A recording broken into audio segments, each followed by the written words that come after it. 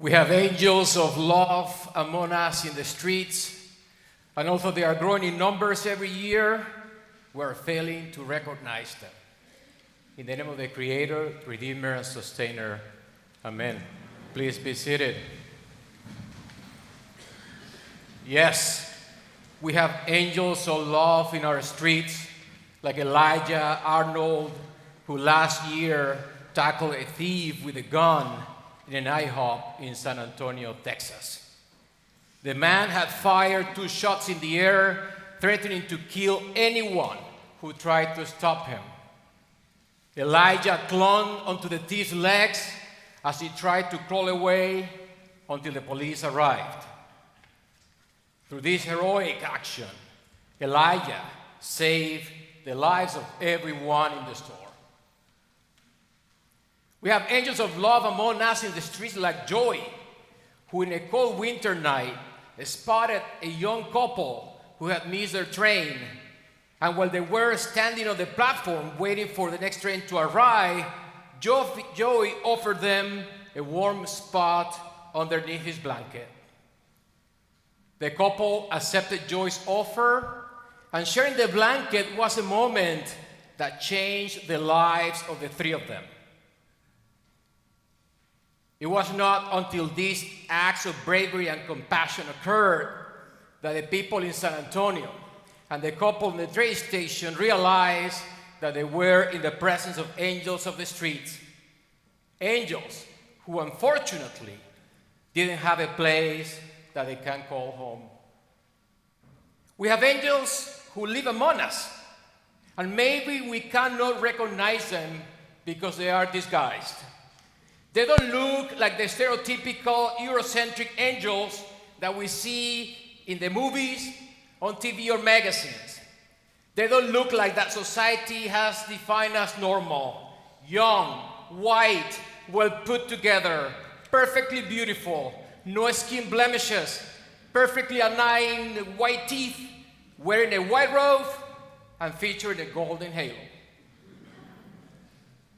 We have angels among us, and our brains and our hearts cannot recognize them when they stand in front of us at the traffic light asking for help.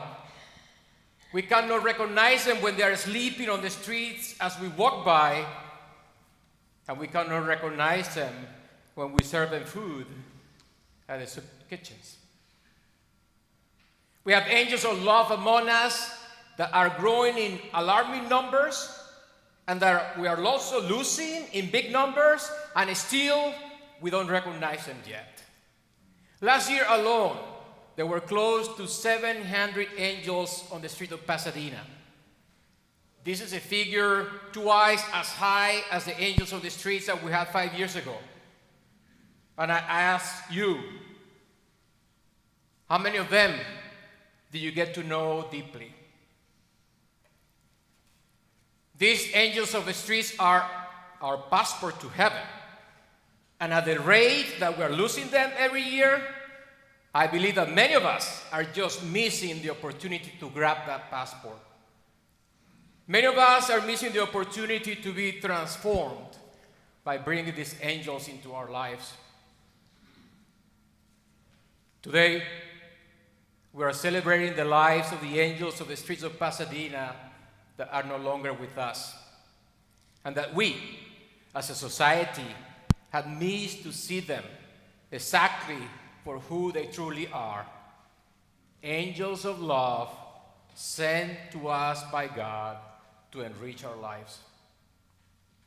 To be honest with you, I initially had a hard time preparing a reflection for today, because when I prepare for a memorial, I usually either know the person good enough as to talk about him or her, or I meet someone who knew the person, like a dear friend or a spouse or a son or a daughter or a sibling. And today, I didn't have any of that. And also it was challenging. It was challenging that I didn't have anything about the people that we're celebrating today, or even met someone who knew them. In reading about the experiences of their lives, I learned a great deal about them about things that I didn't know before. I learned that these people that we're honoring today had virtues, and I learned about the example of life that I have led for all of us. I learned that like you and I, they also had dreams, that they never stopped dreaming about having a home of their own, and they lived all their lives, and they tried very, very hard to accomplish that dream. I also learned that they experienced the love of others. Usually, they were not their family members, but there were people in the community who recognized them as members of our human family. And they experienced and they embraced that love from the stranger, a love that maybe we are very skeptical to accept and embrace. Those people whose lives we're celebrating today value the simplest things in life. The warm sun on a cold day, a safe spot to sleep, the person who gave them a smile, and the hands that reach out to them in solidarity. They were strong, they were resilient, and they develop a capacity to move through fear in a way that I think that many of us still have not learned how to do.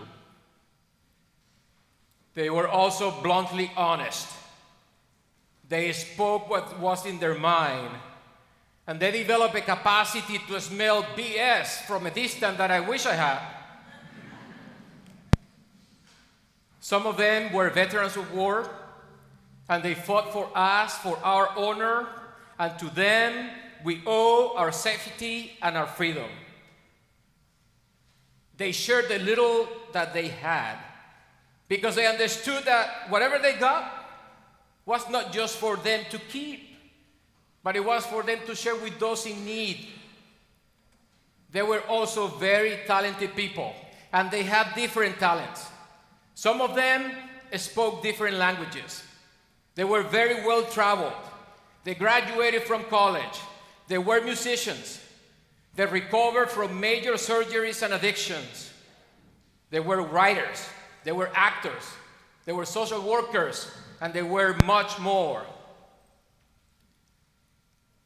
The people that we're honoring today also valued human relationships because they understood that although they might not have had material possessions, they had each other.